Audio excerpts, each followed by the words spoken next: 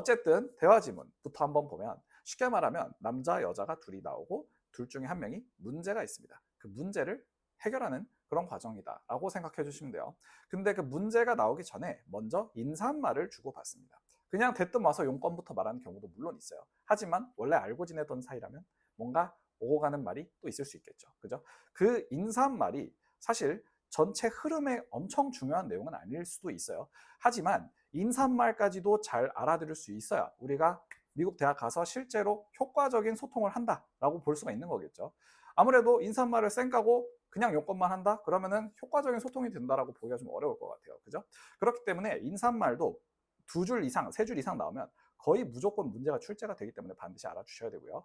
그 다음에 이제 문제가 뭔지가 나오겠죠. 용건이든 주제든 어쨌든 나올 겁니다. 그리고 나머지 내용에서 그걸 해결하려고 하고, 그리고 마지막에 결론으로 그것이 해결이 되는 어떤 조치가 있을 것이다. 여기서 취할 수 있는 해결책이 있을 것이다. 액션이 있을 것이다. 이렇게 생각해 주시면 돼요. 그래서 크게 말씀을 드리면 서두, 서론, 본론, 결론 이렇게 나오는 건데, 서두에선 인사말, 서론에선 문제, 주제, 그리고 본론에선 해결, 결론에서는 해결책이 나온다라고 생각을 해주시면 될 것 같습니다. 대체로 문제가 출제가 어떻게 되느냐?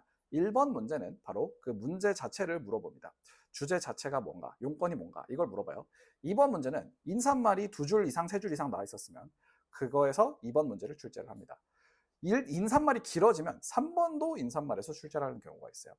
그리고 나서 3, 4번이 보통 본론에서 나옵니다. 그리고 5번 문제는 크게 둘 중에 하나입니다.